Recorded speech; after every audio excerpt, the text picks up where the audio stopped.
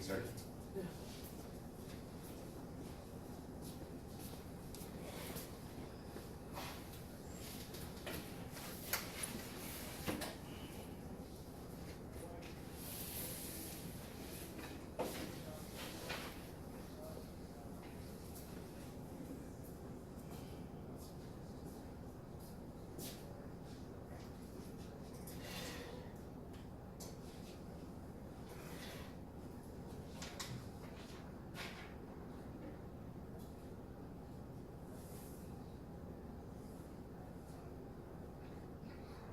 Okay, good afternoon. My name is Peter Fortuna, and I'm from North Fresno Rotary.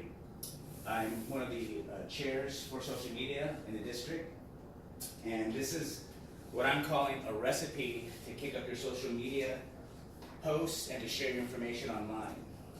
So, just a quick thing about me. I work at Fresno State. I'm an information consultant. I do desktop support, and I've just been reassigned to do web accessibility. So for hearing impaired, visually impaired, I can take all the websites and basically rewrite them in a way that when you visit the website with different browsers, the computer can read to you and describe the pictures that you can't see or the audio that you can't hear. So one of the things that I noticed with a bunch of different groups I work with is they have no system in place to run their social media posts. There's usually like 7 or 8 people that have access to one account, and then no one posts because they think the other person is going to post too. So in a lot of project management, business management, they talk about slogans and little diagrams and visuals and infographics. One that I completely find useful is this 3-pronged attack, where we look at the tools that you have, the processes, but it's all based on the people that you have. Because if you don't have a team, it can get kind of overwhelming and challenging. And if you don't have a team, then you don't have to learn to collaborate, right? You just do it the way you want to do it, post it when you want to post it, that kind of stuff. But as soon as you start to gain momentum, and you want to start sharing more information, it's going to be hard for one person to do it, especially if you have multiple people in the group actively trying to send you information or share information with you. So what I wanted to go over today, again, they can have like 35 minutes, 40 minutes? At one point I was told 45, but this is a very flexible presentation. So today I wanted to introduce myself, go over what I call the recipe, talk about how to put your people in place where they can succeed, the processes that you would develop after you pick your people, and then the tools you can use to help build your social media presence online.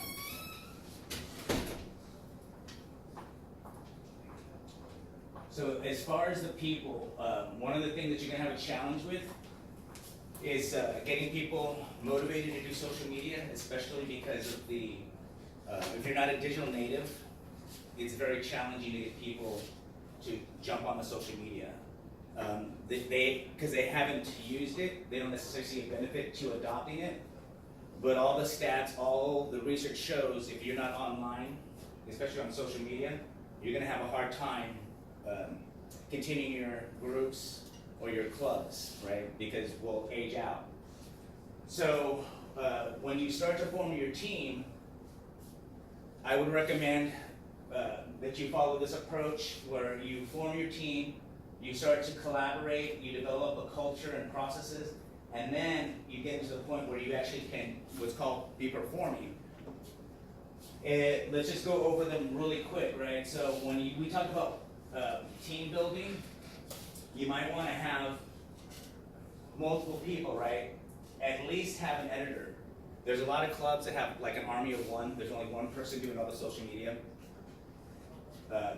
But ideally, you have somebody, being an editor that doesn't necessarily write the articles or the posts, but simply reviews them.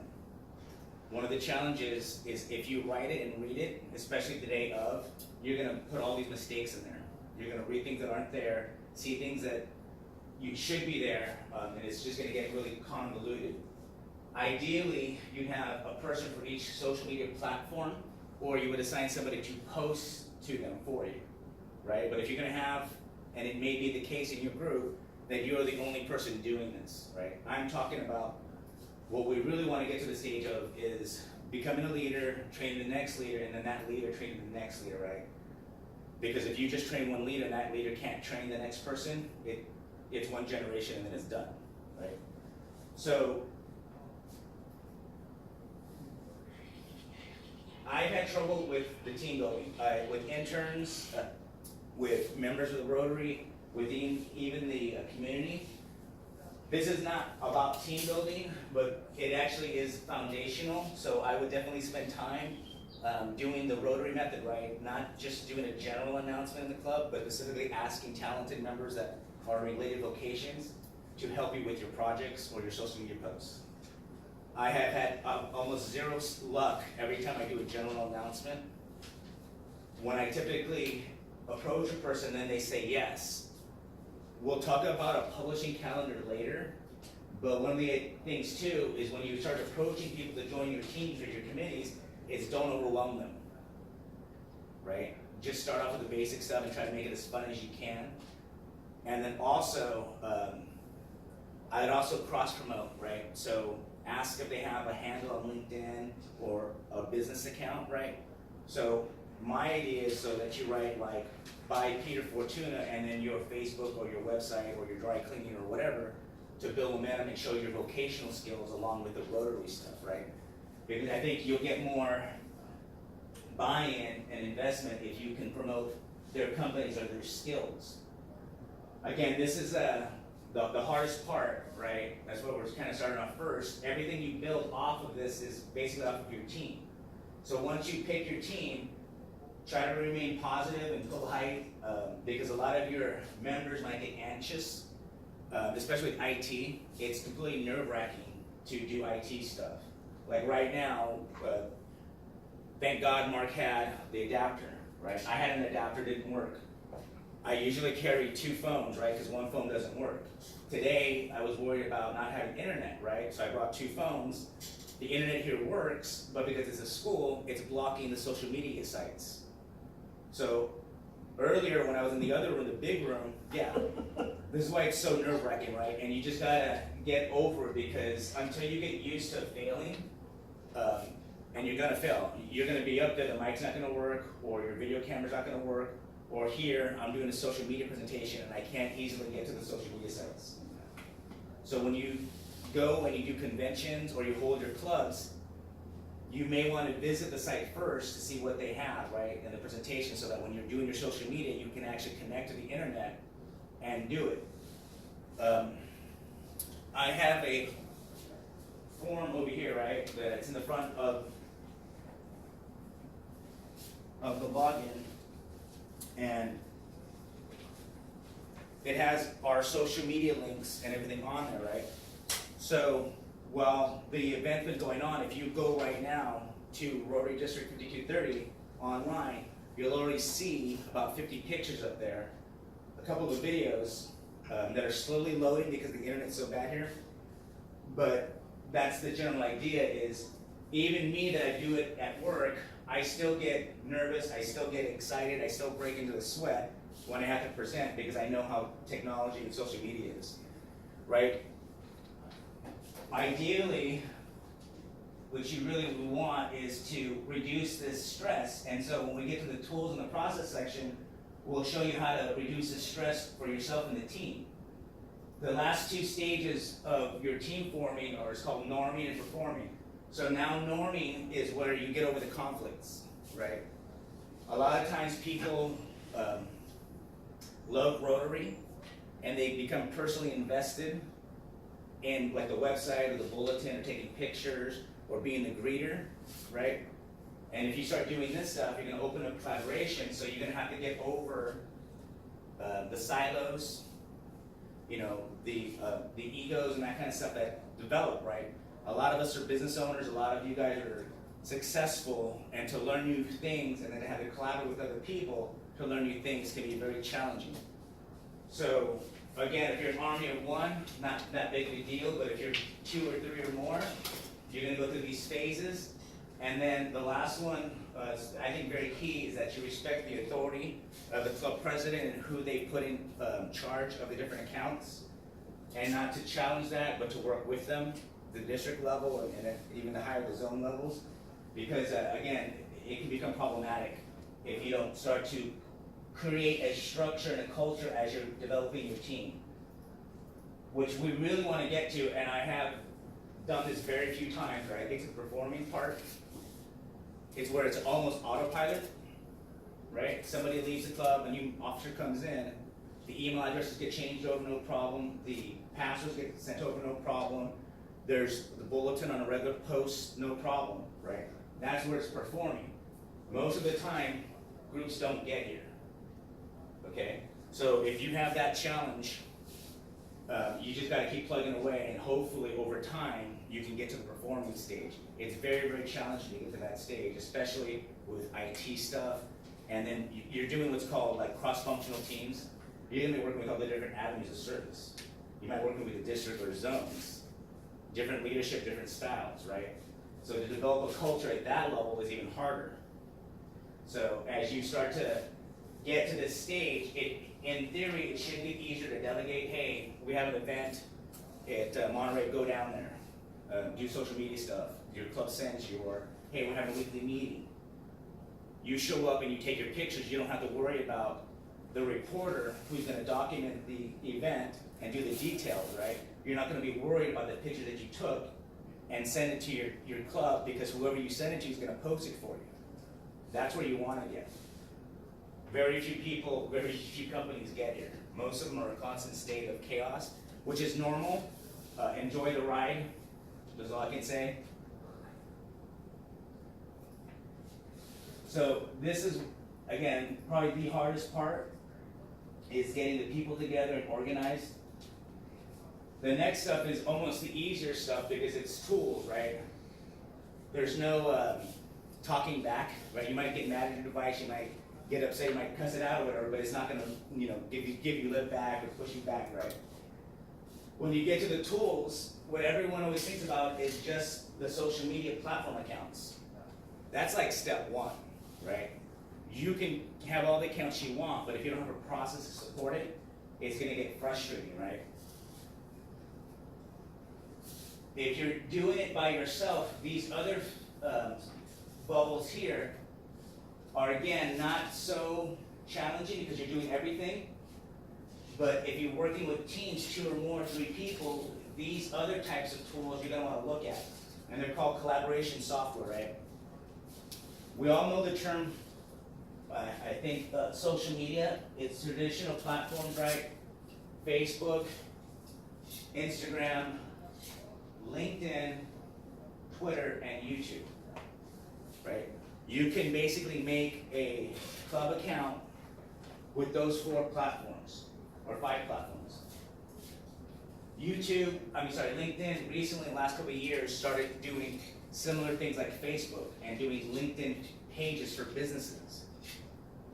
LinkedIn is, in my opinion, maybe where Rotary wants to look for, because we're vocationally based, business-based, that kind of thing. So research basically shows that Instagram and Facebook are still the ones that most people are on. LinkedIn is definitely more professional. Twitter it has mixed results. It's not as impactful as before, and they've changed it a lot. So in the last couple of years, they've expanded the amount of writing you can put in the tweets, and that kind of makes it competitive to Instagram. Since Instagram is more photo-based and people are more visual for the most part, Instagram has kind of gone up as far as the impact on your posts. I would still say use a Twitter account, use LinkedIn, and use YouTube when you get the ability to create videos. But the easiest ones to focus on in the beginning are probably the top 2, 3, and the 4th one. Most people use Twitter though for almost like a newscast, right? I'm here at the event. It just started.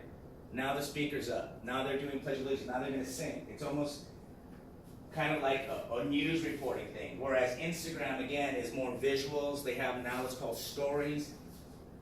But whatever accounts you choose, again, this is just like the start.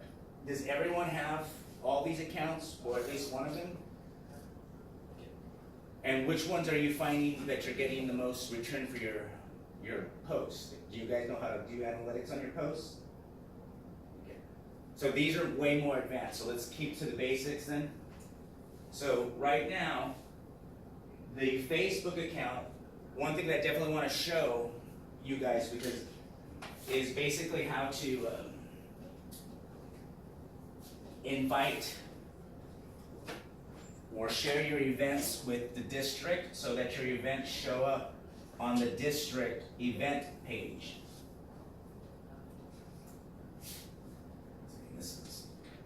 So this is the problem. So I'm connected right now to the school internet, and the school internet blocks Facebook. So let me see if I can turn my hotspot on. Yeah, let me see. I have a hotspot too, but in the cafeteria, I wasn't able to get it to work. This is your classroom. Yeah.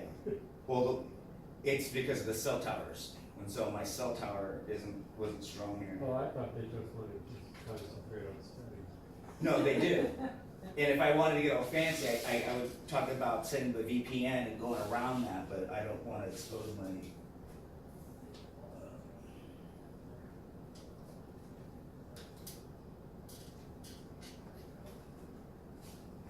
So that's my internet. It showed up. Oh, let's see if I can connect.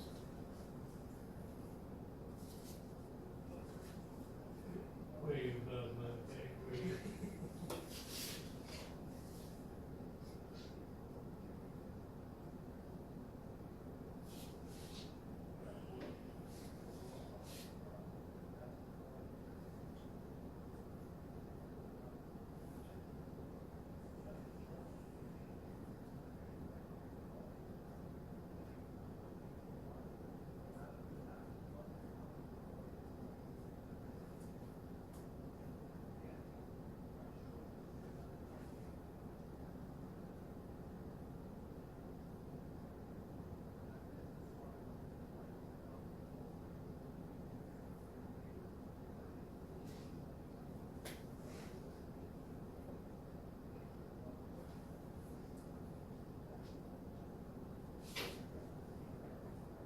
Just go ahead and hang. Yeah. Okay, well, You want to try my hotspot? yeah, sure. See if you can find, I think it's under cybernets. Can pixel that one. Computer capital C, Hold on. C. computers is the word. That is spelled with Z. Oh, Z. A capital C, Capital C. and then the word is computer Okay. with the ends with a Z.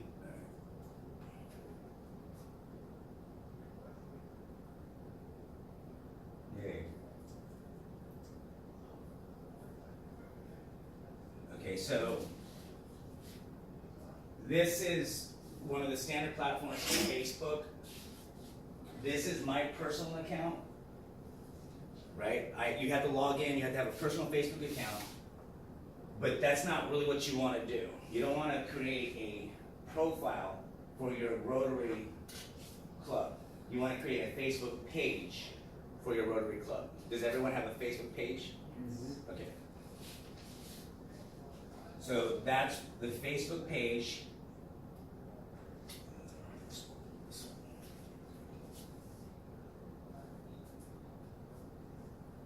So this is my Facebook page for me. So I have my Facebook page for Rotary, my personal page for North Fresno Rotary, a couple of the clubs that work at Fresno State, and a couple of community groups, right? To separate my profiles and my accounts, right? So that's also why I have two phones. One's business, one's personal. I've done litigation work in the past, and you don't want to surrender your personal phone when they're looking for stuff, right? So I have multiple accounts. Here is my personal one, and if you look down here, one of the things that I wanted to show is that These events here are created by North Fresno Rotary, Fresno State, and other people, but they're shown up on my page. When you guys create events, a really good thing to do on the Facebook stuff is to create your account, and then here, oftentimes, if you type in a location and it recognizes that it has an account, it might automatically find the account. So for instance, here, I'm doing a location, but it's noticed that that location is tied to a Facebook account, so it puts Fresno State as a location and then asks, do you want to add Fresno State as a co-host? So I say yes. And then when Fresno State logs in, they will see that they have an invite for me to co-host the event. I don't have access to that account, right? So they have to approve it. This one I do because it's a Rotary, right? So I'm gonna add another one down here. You could have multiple people. So I'm gonna add North Fresno Rotary.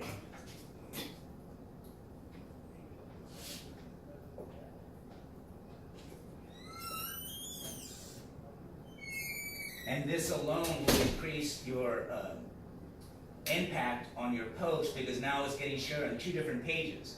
Your page and then the district page. And then other clubs, when they see it, they can add your post to their page. So now I'm gonna go to North Fresno Rotary. I'm going to North Fresno Rotary events. And there's my test. So that alone will improve your events on Facebook. So that's like one thing you can take away today. All you have to do is invite District 5230 to your events.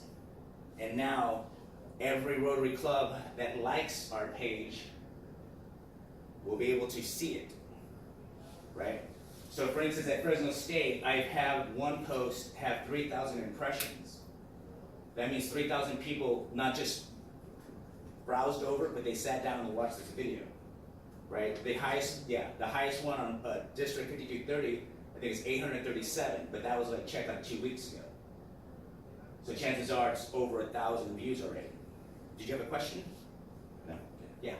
So, I have an event coming up and I tried inviting people, my friends, fans, but I have a limit. Yeah. So are you saying that if I invite a group like District 5230, I can reach all people on District 5230? You're not inviting a group, actually I don't know if it works with groups, because some groups are private. But what I did is I went to the specific co-host field. So let me go back. So I clicked create event, and I'm gonna have an article posted up on my site. So if you look at this, if you go to the front, take a picture of these papers, there's about 20 or 30 of them in the cafeteria. My personal website is peterfortuna.com/CTA 2019, and all this stuff will be up there for you. But for your question on how do you invite people, you create an event and you scroll down, and you can do it two ways. Adding them by the location, or going to the very bottom here where it says co-host and adding them here. One thing you may have an issue with, right? So if I start typing in here and this doesn't pop up,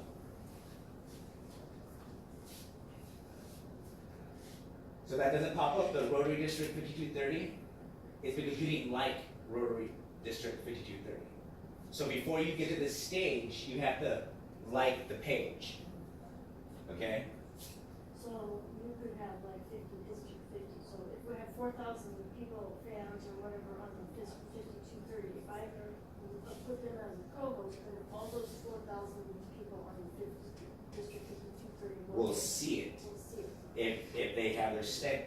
So I can limit my Facebook feed, right, that wall thing, a little bit, and Facebook is constantly changing it. But in theory, if I'm interested in a club, right? So like over here, here's staff assembly. So I run this site too for Fresno State.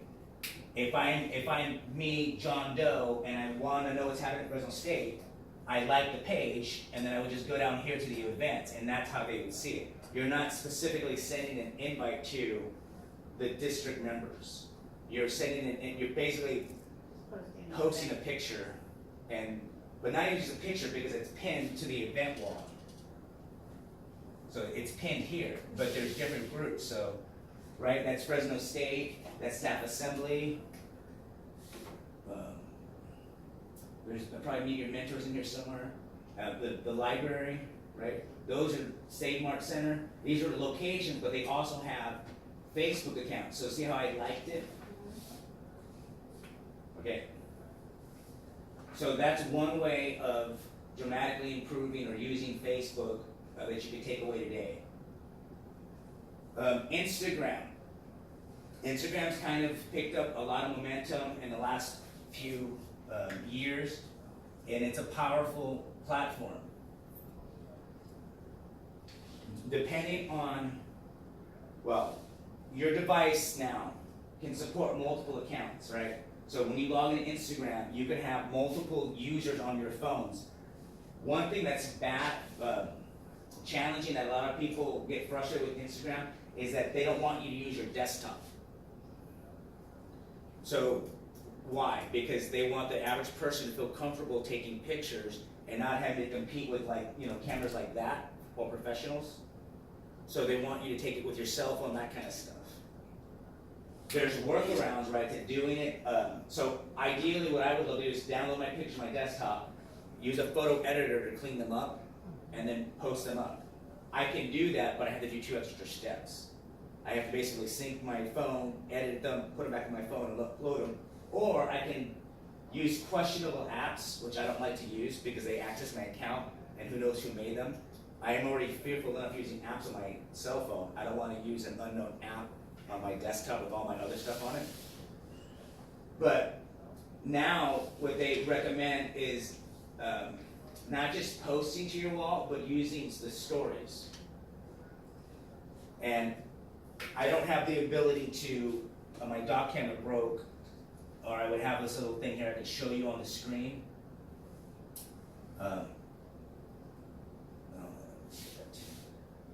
But there's different apps on your window one. On your window machine, they'll have you install this app called Instagram, but you can't add pictures to it. What I often do sometimes though is I do something quick and dirty. I'll put the pictures up here with no comments and then go to my desktop and type it out, right? Because it's a little faster. Instead of having to use the little keyboard. But this is an app for your Windows machine that you can access and rate and view the Instagram feeds, but you can't post to it. Not yet anyway. It's by design. They want you to take your pictures with your device. Yes? So can you connect your Twitter to Yeah. your Instagram Yep. and your website to your Facebook page? So when you post on one, you post on all of them? Yeah, so when we get in a second to the tools, we'll talk about publishing calendars. And what you really kind of want to do is, because the platforms have different strengths and weaknesses, you kind of want to maybe sketch it on paper, right? And then have different either tables or Excel columns where you fill the same message but slightly written different. So you can also include the different related social media accounts or hashtags. So if you're very lucky, all your social media handles, which are your usernames, are the same, but chances are they're not, right? So if you try to copy and paste the same message without thinking to every account, it's gonna mess things up.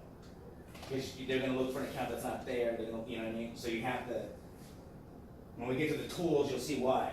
But, so I started this page not too long ago, but we already have 200 followers.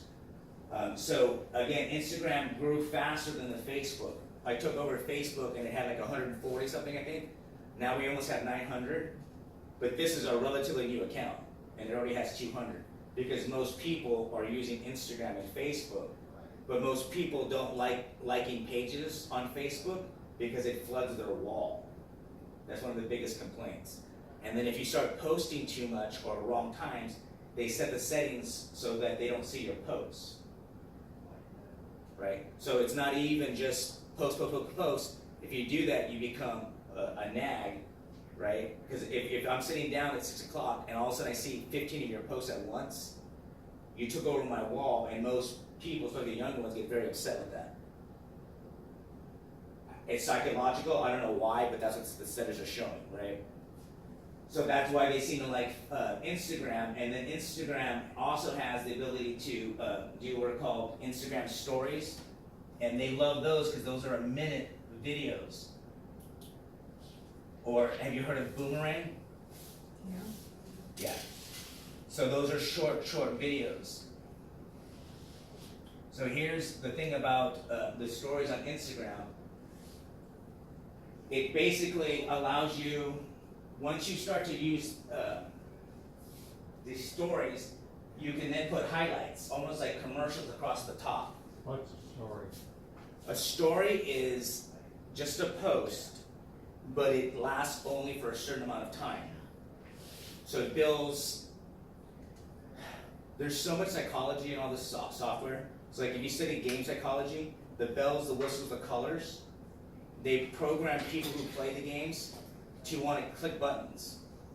So Instagram has found out, like Twitter and all these other accounts, that if you put pressure on people to go view your account so it won't disappear, they will actively go look for it because they don't want to miss out.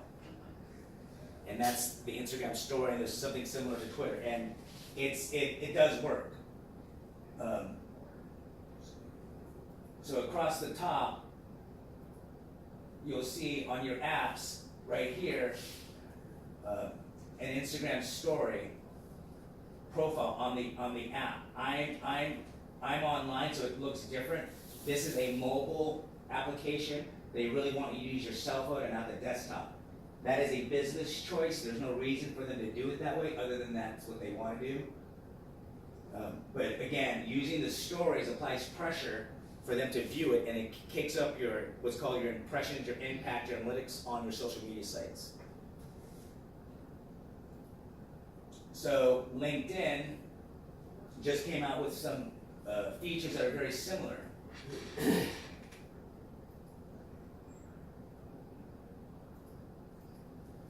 And this one is a little. We just started this one a little while ago, maybe 2 or 3 weeks ago. So 6 visitors. This is it on LinkedIn. And so we're going to start sharing here. But see how it allows you to track? So we only started it maybe 12, 15 days ago, but we already have 4 followers. How you create it is you click the menu bar, your profile, and then you scroll to the bottom, and it says right here, you can create a company, job postings and such here. But again, Google's your friend, so what I would jot down is how to search how to create a LinkedIn business account, right? In Facebook terms, it's a Facebook page, but LinkedIn calls it a business account or business profile. So now we've already gotten through 3 tools, and it's getting a little overwhelming, right? One of the first questions was, can I share my posts across the different platforms? The answer is yes, but I would massage them first, right? The last one that I just wanted to bring up in case people haven't used it is Twitter.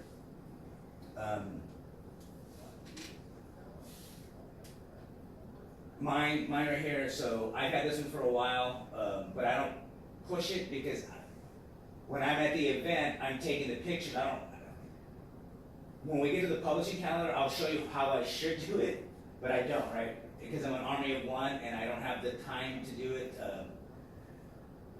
the proper way right now, just being honest, right? But here's your your Twitter account, and on the Twitter, now they call them moments. It's the same Coke, Pepsi, Sprite, 7-Up, but it's just a different term. but it's the same thing. On these moments, you can create chains of tweets or a little video and then post it, and again, it has bigger impact because of the time pressure that people feel for it. It's great now too because Twitter allows you to post from your desktop, and then now Twitter also allows you to post multiple photos. In the past, it was only just 1 or 2 photos. Now you can post more photos. So this was a recent visitor to North Fresno Rotary. So I just uploaded a picture. All of them now have this ability, which is kind of brand new, and of course now that I want a demo session. But now there's accessibility.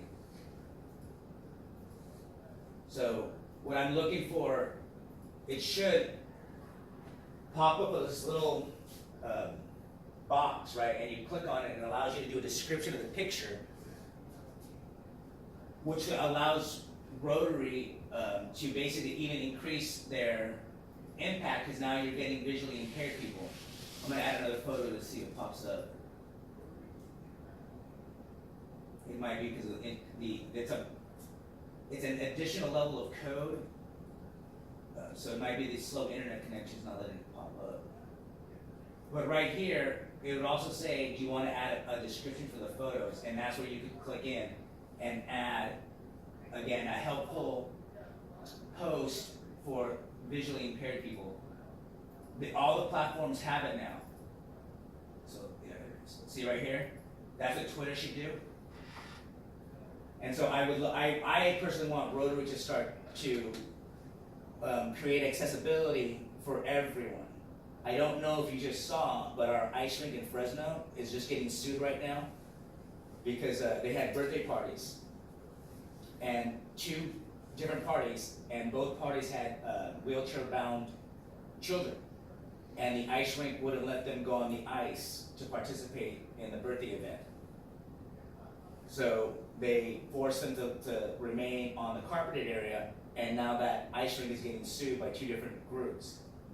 I have a part-time job at GB3, at the fitness center, right?